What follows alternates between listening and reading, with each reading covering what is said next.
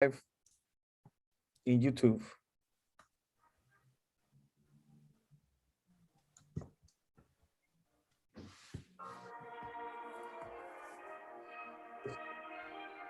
In YouTube.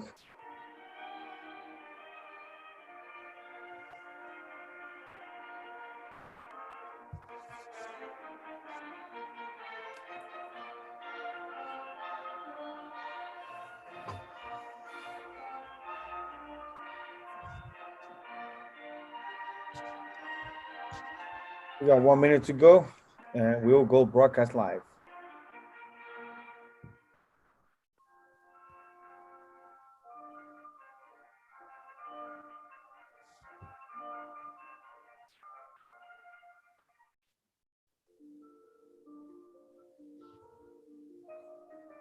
Okay, it's 5 p.m.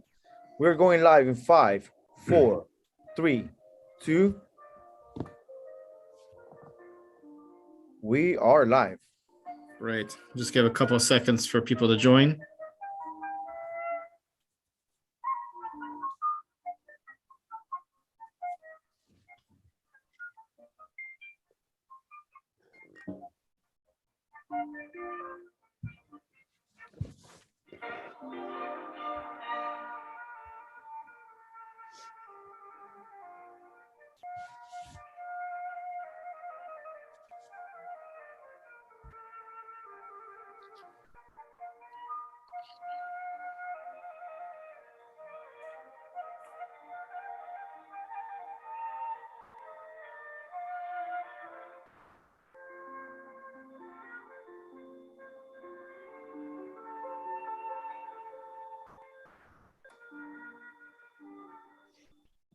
Okay, let's get started because I know it's pretty late in Italy.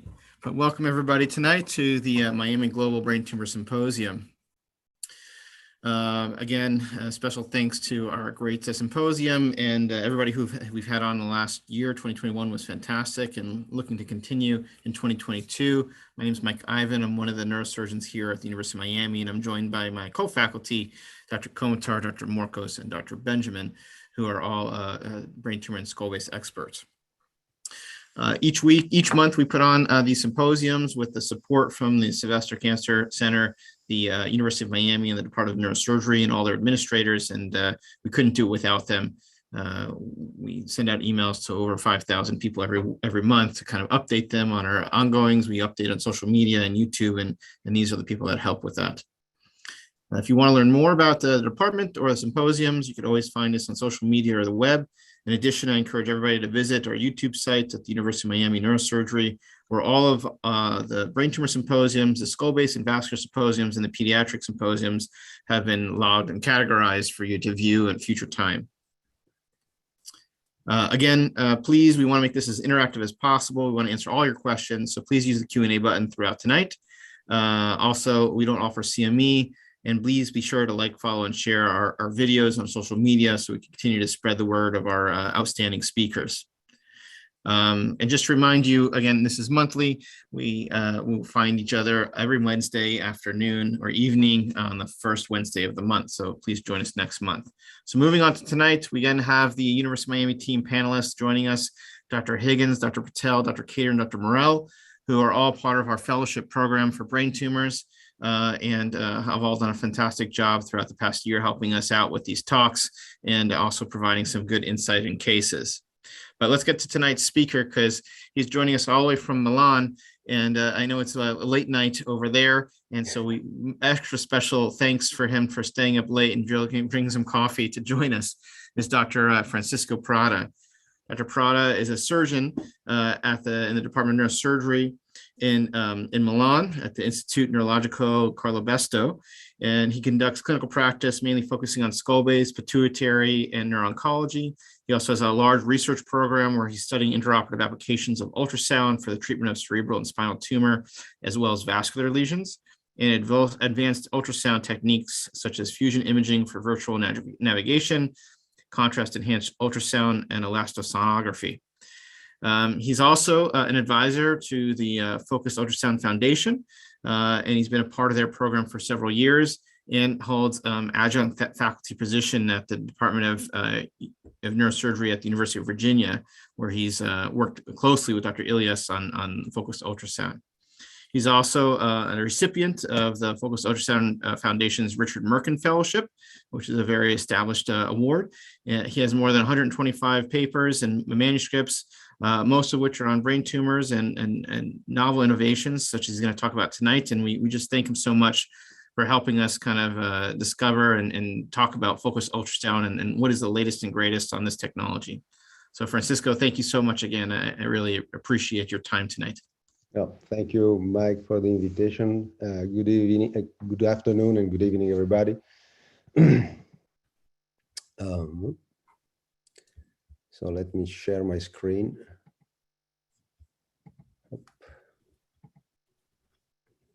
Do you see my screen? Yes, looks great. Thanks so much. Okay, now, as I was saying, thank you again for the kind introduction and for the invitation. It's a great opportunity for me to be here and talk about sonodynamic therapy, which is one of the modality offered by focused ultrasound to try to treat brain tumors. This is an interest I developed during my fellowship, as you mentioned, at the Focused Ultrasound Foundation in Charlottesville, and I had the opportunity to work to do some preclinical research on sonodynamic therapy at the University of Virginia. Now I'm conducting my research and continuing my research in my lab at the Carlo Besta Institute in Milan. These are my disclosures. So in this presentation, I will keep it simple and tight because it's quite late night here in Milan. So I will provide some overview of the basic principle of ultrasound and focused ultrasound and how we can deliver the ultrasound to the brain.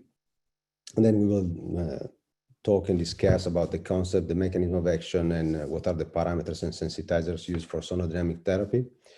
And then we'll move to some example of a preclinical and clinical application of sonodynamic therapy, and we will discuss in the end how to eventually move forward. So please feel free to interrupt me, and yes, please, let's keep this as interactive as possible.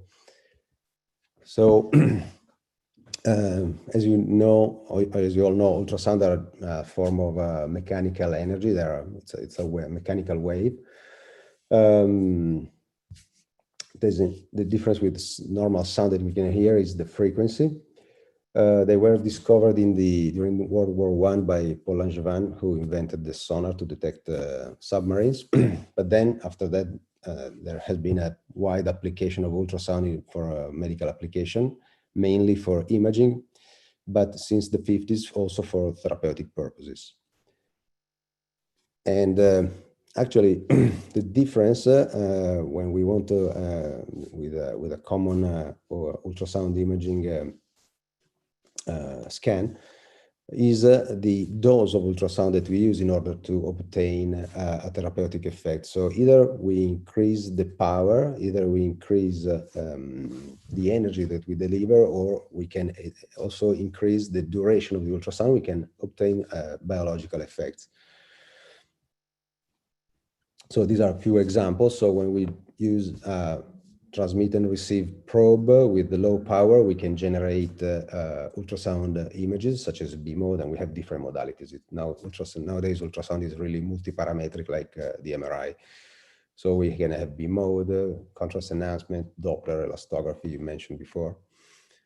Then if we have a higher power or exposure, we can open the brain vessels. We can perform sonodynamic therapy, for example, or we can even perform neuromodulation. And with a higher intensity, we can generate heat deep in tissues. So we can create thermal ablations or use the mechanical power to literally destroy tissues without thermal rise. Focused ultrasound specifically is different from usually from imaging. The concept is similar to that of radiosurgery, where we have multiple ultrasound beams intersecting at a focal point. The focal point is usually really, really tight. the difference with the radiation therapies is that the single beam doesn't produce any harm, but there is a profound effect at the convergence point.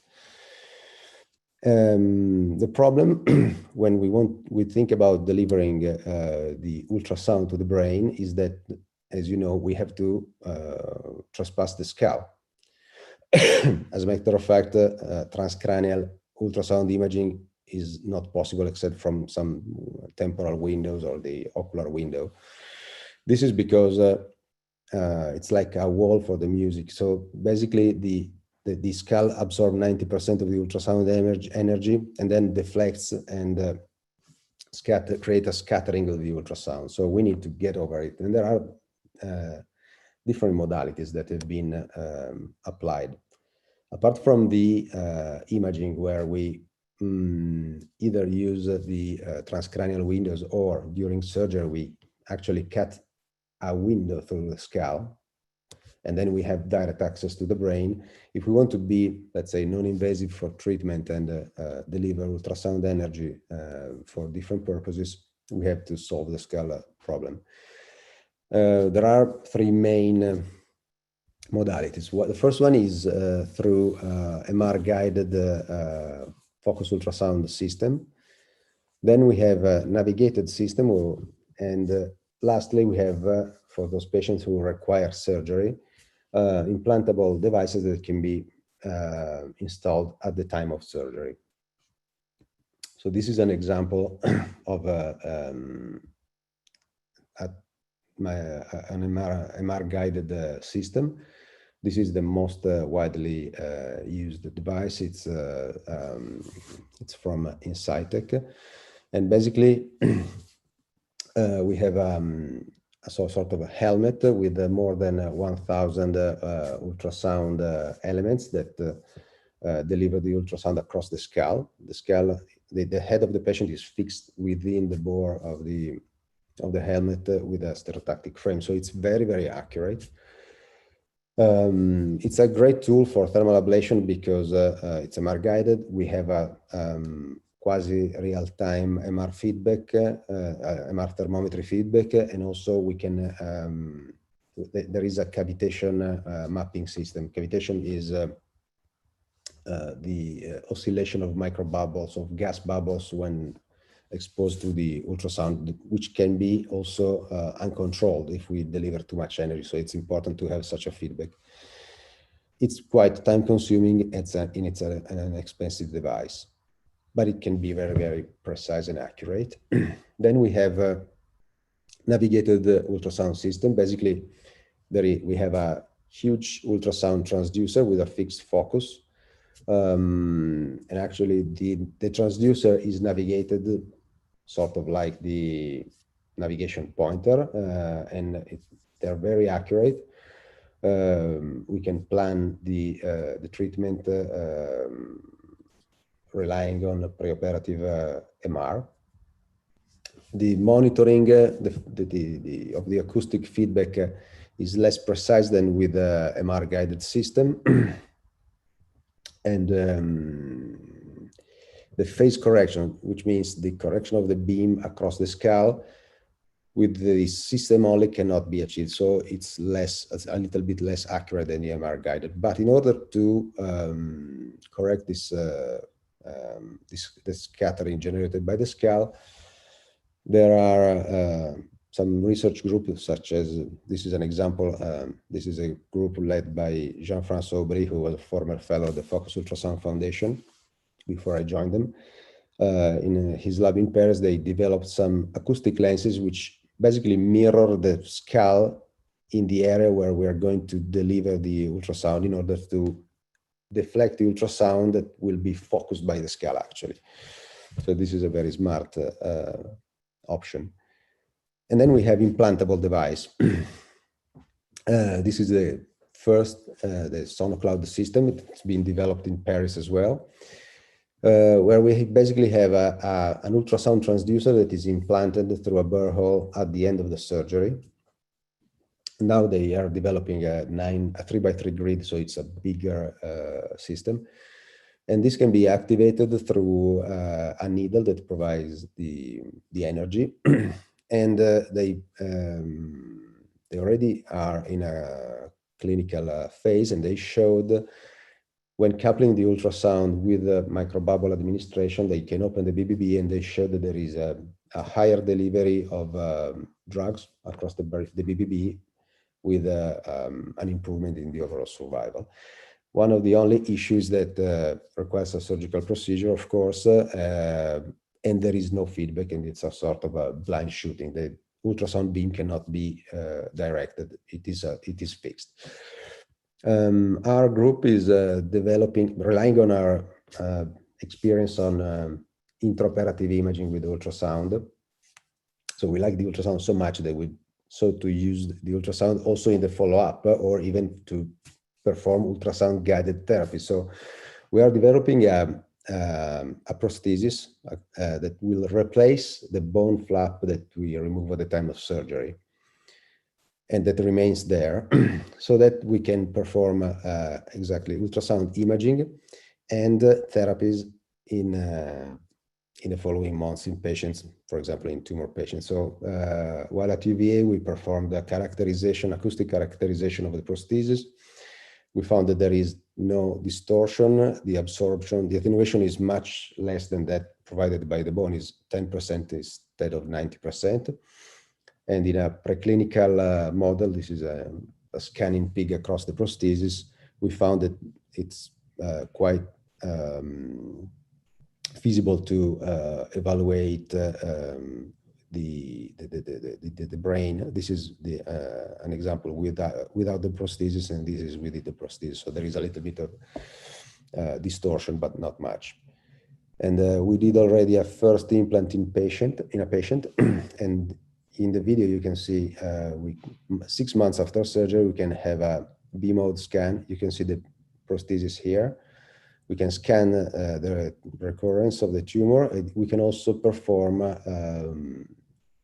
microbubble imaging, which means that eventually we will be able to perform ultrasound-guided BBB opening, which we did actually in this ex vivo perfused guinea pig brain.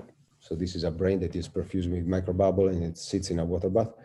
Here we're opening in this area, in the shaded area, the blood-brain barrier using therapeutic ultrasound while looking at it with a diagnostic probe. And actually we managed to open the blood-brain barrier across the prosthesis. And being the parameters for BBB opening and sonodynamic therapy pretty similar, I think we think that even sonodynamic therapy it will be possible to conduct sonodynamic therapy across the prosthesis in the future. So we are looking to develop this ultrasound guided modality. So going back to the topic of the talk, which is sonodynamic therapy. In this panel, you can see that are summarized most of the neurological and neurosurgical conditions that can be treated with the therapeutic ultrasound. So when we talk about, as mentioned before, high intensity focus ultrasound thermal ablation, we can have really tissue ablation, and this is used as an established, it's FDA approved for essential tremor, and I think Parkinson's disease. And there are many studies undergoing for psychiatric disorder, pain, epilepsy, other conditions. Then with medium intensity ultrasound, we sought to perform BBB opening. And with low intensity, we move towards either sonodynamic or neuromodulation. So sonodynamic therapy relies on a concept which is basically the activation of a non-toxic chemical substance with a form of energy.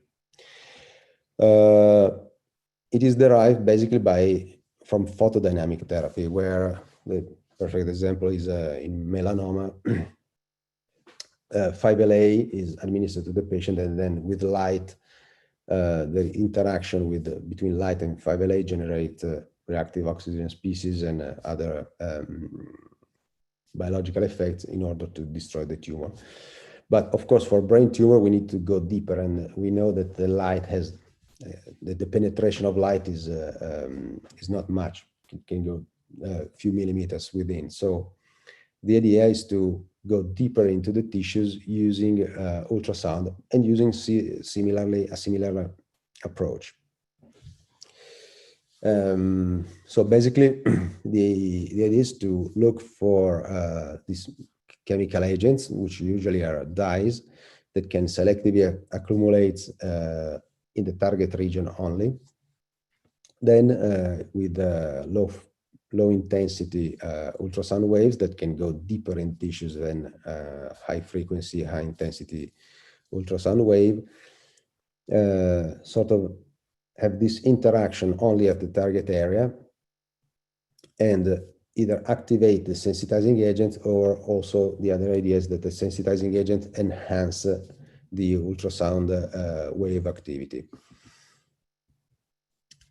In this list, I will not go over every one, each of these sensitizers. There is a list of all the sensitizers that have been tested in the last years.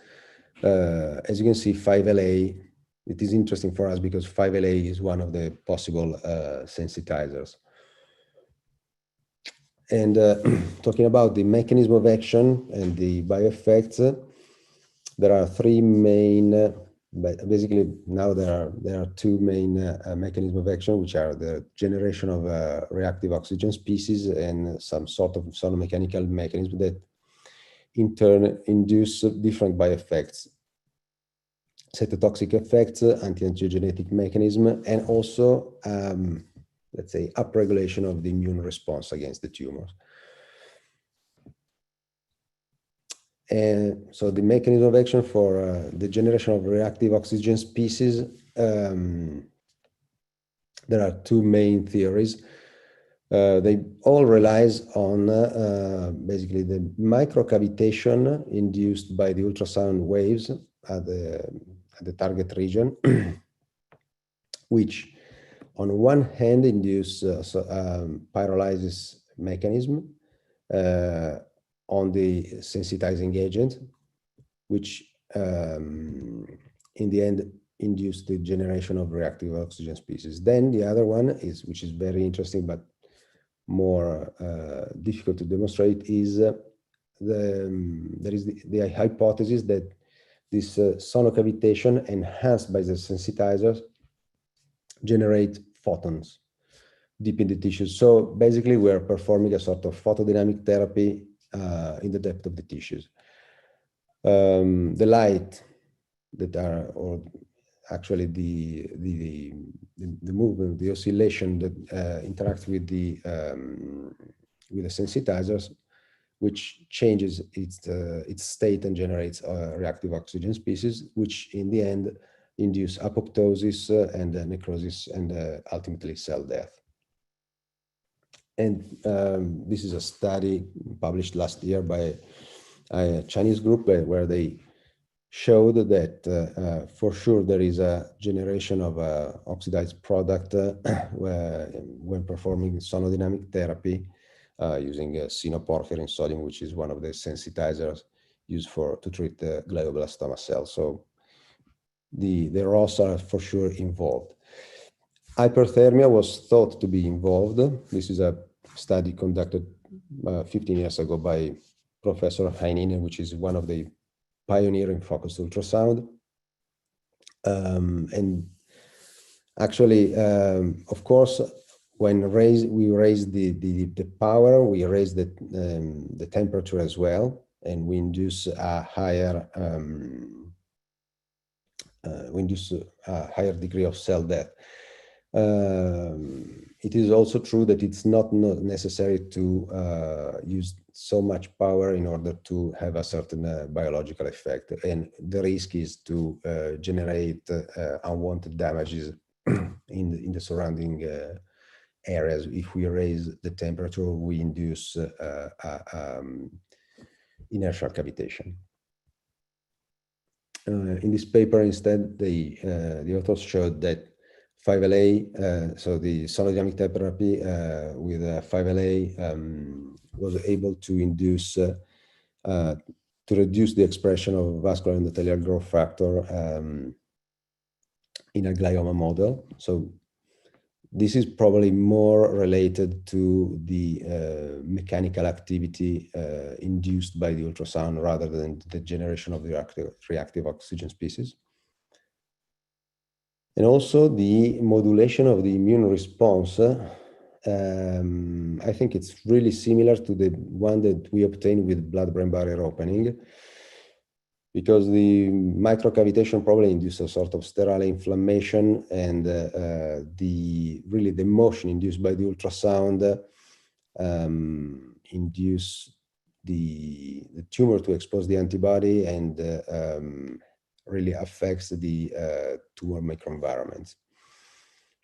So in this paper, they show that the activation of the lymphocyte, the CD8 lymphocyte, was enhanced in the sonodynamic therapy group. So going back to the sensitizers and thinking about 5LA, 5LA is a perfect sensitizer for brain tumors, especially for glioblastoma, because as we all know, it's used daily in the OR. I mean, at least in our OR. It selectively accumulates within the tumor, and it has a huge advantage over all these other sensitizers, and the advantage is that it is approved for clinical use. So if we want to translate all this research into a clinical study, we are in good shape if we think of using 5LA. So a few examples of how 5LA works in conjunction with ultrasound for sonodynamic therapy in gliomas. This is a paper conducted at the University of Virginia by Dr. Sheehan's group. They showed clearly in vitro how the sonodynamic therapy with 5LA in glioma cells induced cell death, apoptosis, and necrosis compared to control group, to the control group. And in our lab, we performed a sort of in vitro study similar to there, but we're working with Serena Pellegato. She's a very good immuno-oncologist in our hospital, and we evaluated the immunogenicity induced by sonodynamic therapy, and we found that sonodynamic therapy with 5LA induced the glioblastoma cells, the GL261 cells, to expose the MHC1 antigen, CD86 and CD80. So really, it unmasked the tumor. In vivo, these are some few examples of sonodynamic therapy with 5LA in gliomas in vivo. This is a paper published a few years ago by Professor Umemura, who is one of the pioneers in sonodynamic therapy. And their group showed that sonodynamic therapy is really effective in this intracranial glioma model in order to reduce and shrink the tumor. And this was confirmed always in Japan by Professor Kobayashi using, instead of an external element device, they performed a similar experiment using the Insightec system, both in vitro and in vivo. And they confirmed that 5LA is a very good sensitizer for sonodynamic therapy in order to tackle malignant glioma. And this is something that we discussed before about the thermal, the thermal rise. This is always the group led by Kullervo-Heinonen, where basically they evaluated whether thermal rise was effective or was enhancing sonodynamic therapy, and they found that the thermal rise doesn't really change the outcome of the treatment. So, and this is a very good, it's very good news, because we decrease the risk related to the procedure. Of course, there are other sensitizers that can be and should be studied for brain tumors, because as we all know, 5LA is a very good sensitizer, as we saw, but is mainly limited to glioblastoma. Whereas fluorescein can be another option. The idea came because another group in our hospital, led by Dr. Fairley and Dr. Acerbi, they published this very interesting study showing that fluorescein is uptaken by different histotypes. So the idea is that probably not only glioma, but also other brain tumors can be in the future treated with this modality. And the idea actually of using fluorescein to activate fluorescein is not new, because this is a paper published in 1931, and the idea was to activate fluorescein for cancer treatment. Actually, they used X-ray, so probably it was effective because it was a radiation therapy, but the idea was there anyway. And we found this paper that showed that the mechanism is similar, and fluorescein, under certain conditions, is able to generate reactive oxygen species. So while at UVA, we decided to test this modality in a subcutaneous glioma model in rats. We used the usual the clinical dosage for fluorescein, and the parameters we used were similar to those used. We derived those parameters from the literature. So again, we used very low frequency, a low duty cycle, but a very long period of sonication. Like we performed 20-minute sonication for each animal. It's like slow cooking the food instead of using a lot of heat. And actually, the results showed that the sonodynamic therapy was really effective in reducing tumor growth, especially with when we were in the range of in the higher ranges for sonodynamic therapy. And to give you an idea, when you perform thermal ablation, as we saw in one of the first slides, we use more than 100 watts per square centimeter. Here we're talking about 6 watts per square centimeter. So it's a much less power needed. And these are the findings in terms of induction of apoptosis and necrosis. The degree of apoptosis was not very high, but probably this is due because of the fact that we sacrificed the animal at 7 days after the treatment, and probably the highest degree of apoptosis is within the first hour. So probably more experiments with more time point, I think, are needed in order to better understand the phenomena that occurs here. In our lab, where we are now doing some intracranial study, we're doing this, trying to replicate the study that performed the sonodynamic therapy for intracranial glioma with 5LA. We're doing this with fluorescein, and we are looking more at the tumor microenvironment, at the immune response. Again, we had the same setup with four groups, the controls plus the sonodynamic therapy group, and the system setup is really similar. The MRI performed after the treatment showed that the fluorescein group, the sonodynamic therapy group, was the one with the best response to to treatment. And evaluating the immune response, we found that the myeloid-derived suppressor cells were still highly expressed by the control group, whereas the sonodynamic therapy group had a really lower amount of MDSCC, and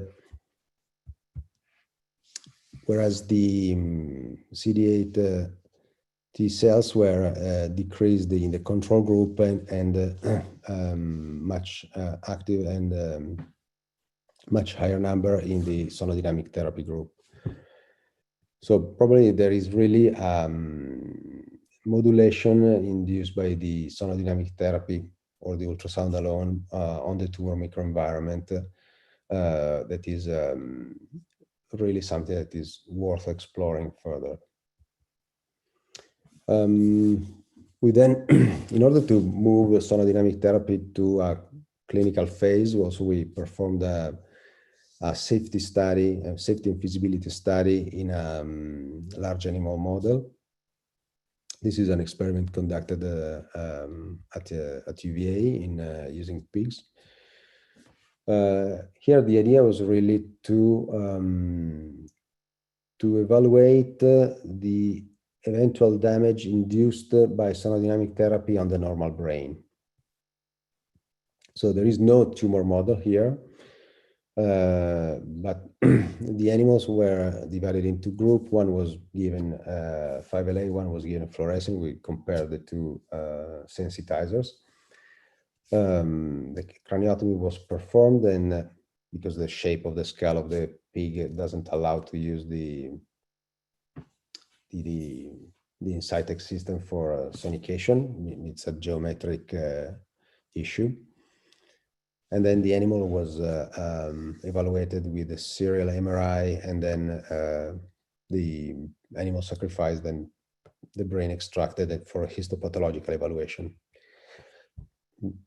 As I mentioned, we had to perform the craniotomy, then the gap is filled with water for acoustic coupling.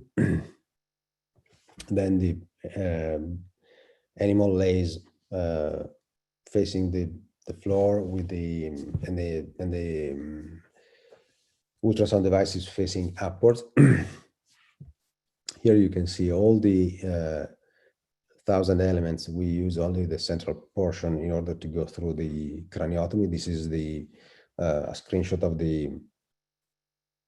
the control system, where you can perform the planning of the treatment. And we chose to sonicate to different regions, the frontal white matter and the thalamus, because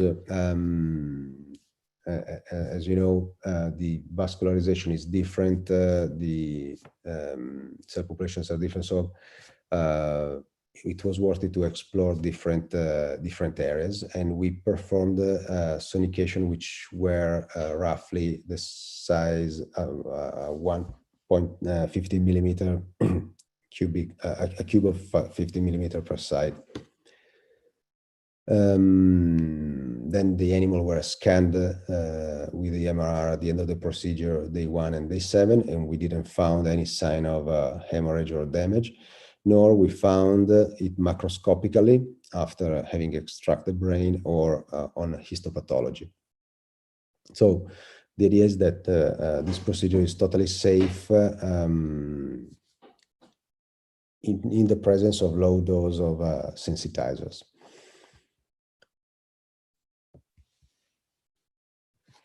Then moving to the clinical phase, there are actually 2 clinical trials ongoing for studying sonodynamic therapy with 5LA. The first one is being conducted at the Barrow Neurological Institute in Phoenix by Dr. Senais. It's a phase 0 study where they're performing sonodynamic therapy using the MRG-FUS system in combination with an intravenous formulation of 5LA. So the trial is ongoing, and apparently I heard the results are very good, and they are trying also to establish what the best parameters are. So they're escalating the dose. Whereas there is another study that has been approved in my institute. So we hope to start enrolling patients very soon, since this has been approved by the Ministry of Health, Italian Ministry of Health. It's a safety and feasibility study, but we're thinking of sonicating and treat de novo glioblastoma. So the Phoenix study is on recurrent glioblastoma. Our study is on de novo glioblastoma. So the idea is to perform sonodynamic therapy prior to surgery. So the patient will be treated with sonodynamic therapy. Then we will perform seriated MR 2-3, and then 2-3 weeks after the treatment, the patient will undergo surgery, and then we will resect the tumor and evaluate the outcome of the treatment. So actually, in conclusion, I hope I provided you with an overview of how sonodynamic therapy works and what are the possibilities offered by this treatment. I think the preclinical studies have showed that it's safe and feasible and also effective. There are, of course, many questions that needs to be addressed. So, for example, developing new sensitizers, or better understand how the current one works. Also, maybe we can exploit the endogenous fluorescence. Parameters also are still debated. So, for example, we will use in our trial low frequency, low power, and longer sonication, whereas in Phoenix, they are having a different approach, and they are looking only at the energy they deliver. Considering that the ultrasound are not harmful per se, differently from radiation therapy, we should consider also the options to perform multiple treatments if this proved to be effective. There are also many other modalities with which sonodynamic therapy can be combined. For example, with microbubble, we can probably enhance even more its effect, and there are piezoelectric microspheres targeted sensitizers. So there are really many exciting options. And also the device that we use for treatment should be, I think, discussed, because MR-GFAS is, I think it's a great tool for ablation. It's great for this early stage because we have a quasi real-time feedback. It's perfect for planning, but I don't think we need to be so precise when addressing a big lesion, because it takes time. Sometimes it's not possible to cover the whole volume. So it's quite cumbersome. Probably other devices such as navigated system or implantable devices, where we can be less precise because we're not causing damage with the ultrasound per se, is envisaged. So with that, I'm done, and thank you for your attention, and I'm happy to take questions.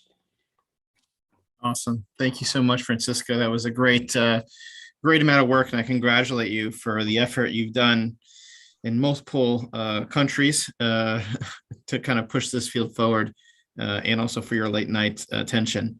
Thank you. A couple questions I had just for people who are kind of using this as a tutorial. If you could just go over again, just exactly what the selectivity is of sonodynamic therapy on tumor cells, and why is it targeting the tumor cells and not the surrounding tissue? And what is the depth that you're able to reach with this, even with the cranial window that you're using? The selectivity is mainly is provided by two elements. The first one is as I mentioned, is the sensitizer, which Right. to be a sensitizer, it has to selectively accumulate in the area. So you mentioned the sensitizer to be uptaken by the cells. Actually, yeah, this is true for 5LA. Fluorescent has a different mechanism. It extravasates, but still it remains in the tumor volume. So this is mainly in the tumor volume. So this is the most important thing. And then the other selectivity is offered by ultrasound if we use focused ultrasound, because focused ultrasound can be tightly directed only in a certain area only. And as I said, the single beam doesn't, I mean, yeah, of course it will provide some biological effect, but the final effect is only at the point of conversion. So you have two safety system. One is offered by the sensitizer, by the other one by the fact that you can focalize the ultrasound beams only in the area that you want to treat. Yeah. Yeah, no, it'd be interesting to see the difference between the two trials, just because it's the cells in the periphery that we're worried about, right? It's the cells that escape the tumor resection. So maybe the preoperative treatment will allow you to outline that tumor a little bit better and do the treatment, just like we're finding now with radiosurgery, right? For mets, like it's some data showing that preoperative radiosurgery might be better than postoperative because you could outline it better. Is that what you're kind of hoping in the trial that you're doing there in Italy? Well, actually, one of the reasons because we're treating the tumor before the surgery is that one of our hope is try to better understand what happens in the tumor bed after this treatment. And the other one is that performing 2-3 MR before surgery, between the sonodynamic therapy and the surgery, we can eventually observe a sort of a shrinkage of the tumor. Of course, this is a safety and feasibility. The MR monitoring is to assess that there are no damages induced by this treatment, but eventually we might observe a sort of a volume reduction or MR changes in the tumor even immediately after the sonodynamic therapy. Of course, I agree with you that in glioblastoma, especially in glioblastoma, we need to treat also the area around the tumor. Yeah, the problem in that case is that maybe we will not have enough sensitizer in those regions, except for the I don't know, periventricular zone. But then we will have some functional tissue in that area, so it's kind of tricky. But yeah. And then just a question on the depth too. I mean, a lot of the data when we were looking at photodynamic therapy worked so well in the mice and the rats because the brains are so small when you're doing treatment, 6 or 7 millimeters of depth for photodynamic therapy was great. But then when you started moving to the pig and to the human, it was, you found quickly that the penetration is not that good. So with the window of the craniotomy that you're making, are you able to reach all the way down to the bottom of the thalamus and like deep areas like that with this technique? Yeah. I mean, with the imaging, I showed we were reaching easily the midline. So yeah, the attenuation is 10% as we measured. So it's 10 times less than the skull. So yeah, we can go deep, and also with navigated system or with because with this, especially with this modality, we're using low frequency ultrasound, and low frequency ultrasound, they trespass the skull or the wing or the prosthesis much easily than high frequency. So, and I'm sure you're probably not worried about the bouncing of the bone from the contralateral side with some of the high frequency ultrasound, right, from the skull base. Yeah, that's a very good point. Yeah, of course there is some reverberation. Yeah, that's for sure. Yeah. Well, actually, the power that we are using here is much less than the power that we are using with a CUSA.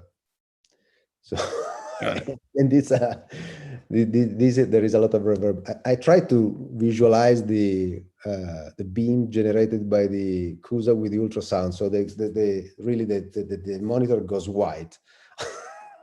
Got it. So it's much less energy. So Got it. Well, let me open it up to the panelists because I think they have a couple questions prepared. Who wants to go first? I can go. Yeah. Thank you so much, Ed. That was an amazing talk and something I'm very unfamiliar with myself. I'd heard about it, read papers on it, but haven't really seen it in action.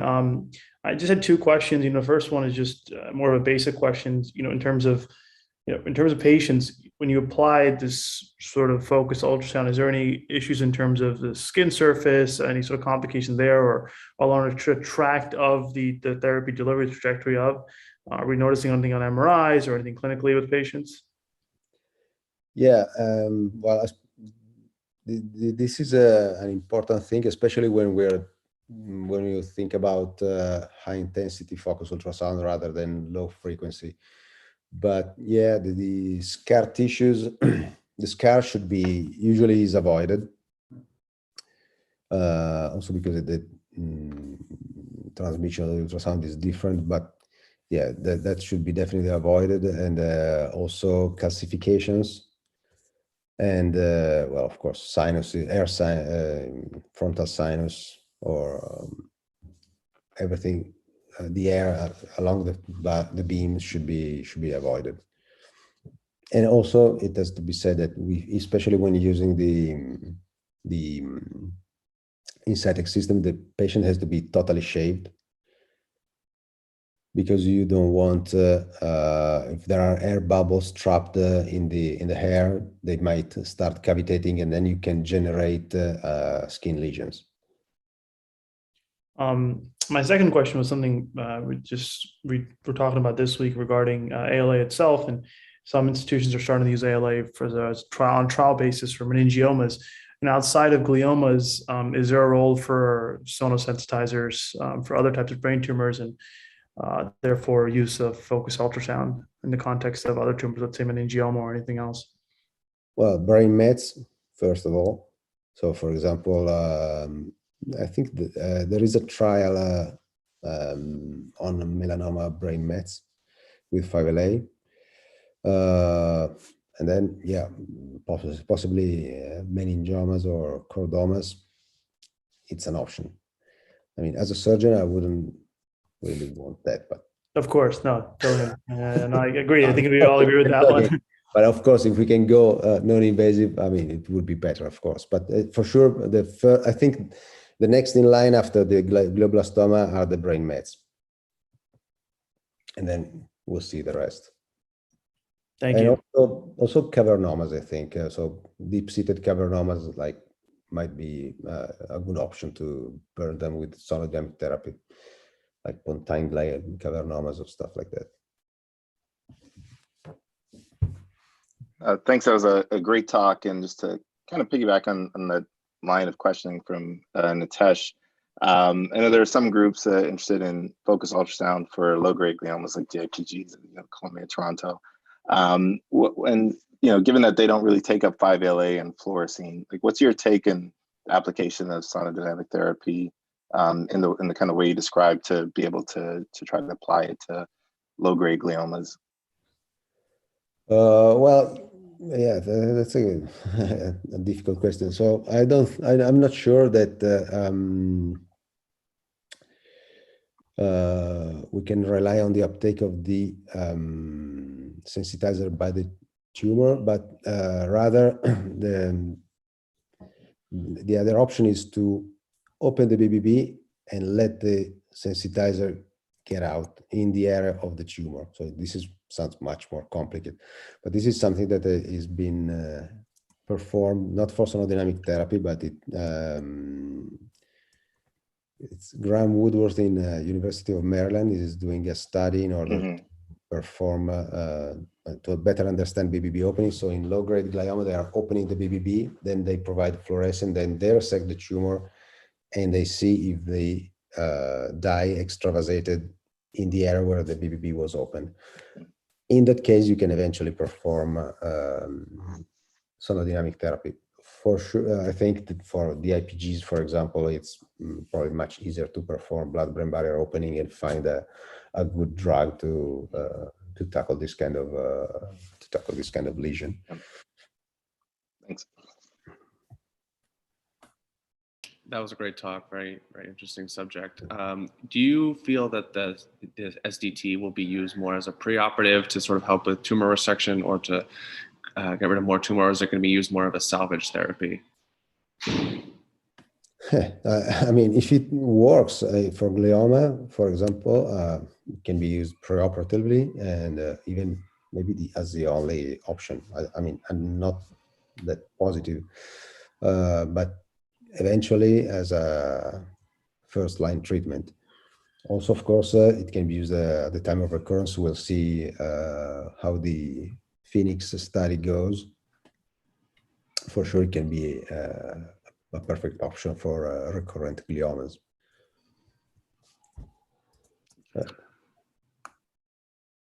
Alexis. My turn. Very interesting presentation, Dr. Prada. I only have one question, and that is if you have seen any synergistic effects between radiation therapy or any other adjuvant therapies and sonodynamic treatments. No, I don't have experience with the. I mean, it's already complicated like this. So I think we're really early stage and trying to combine this. It's really complicated. There are some study coming out. There is you mentioned the combination of ultrasound with the radiation therapy. There are studies undergoing ongoing that are aiming at evaluating whether hyperthermia induced by focused ultrasound can enhance the radiotherapy, but not involving sonodynamic therapy.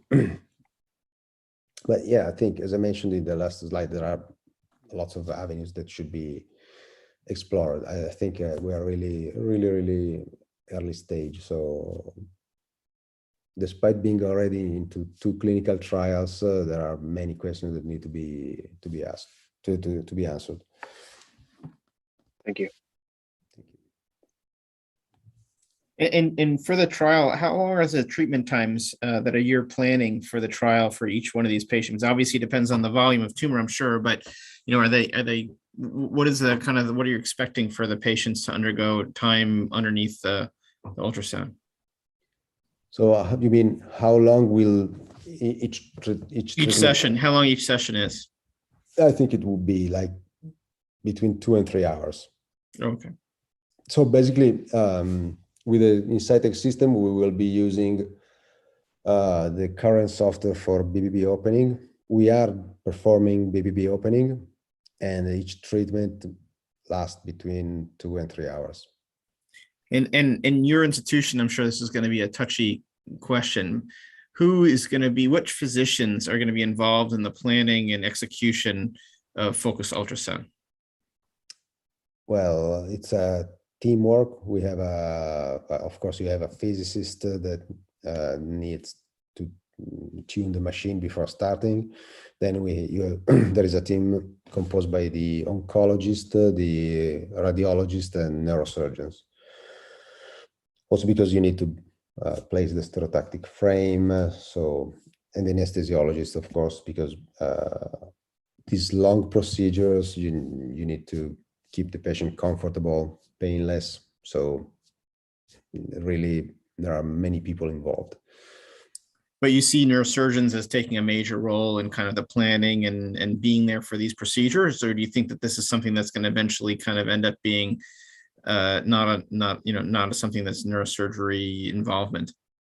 Well, actually, it's not really a surgical procedure, but I feel that either you have a very good relationship with the radiologist, but in an ultimate analysis, I mean, if we are going to perform the surgery or you perform the surgery, you know the situation better than anyone else. I mean, there is no MR than that can tell you what you saw in the OR. So I think for sure the neurosurgeon should be always involved.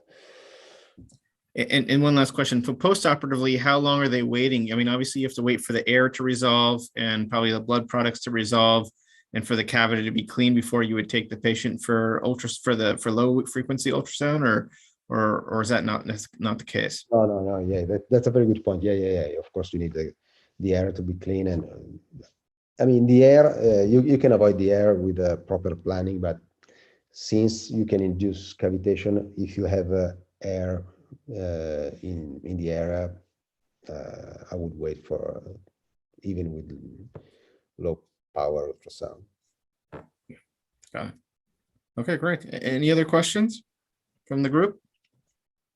Okay, awesome. I think it's almost midnight there, so we'll let you go. But Yeah, really exciting stuff. Really appreciate it. Looking forward to hopefully working together in the future with future clinical trials. And congratulations again. Thank you. Thank awesome. you. Thank you very much for the Thank you. invitation again. Bye. Take care. Take care. Bye.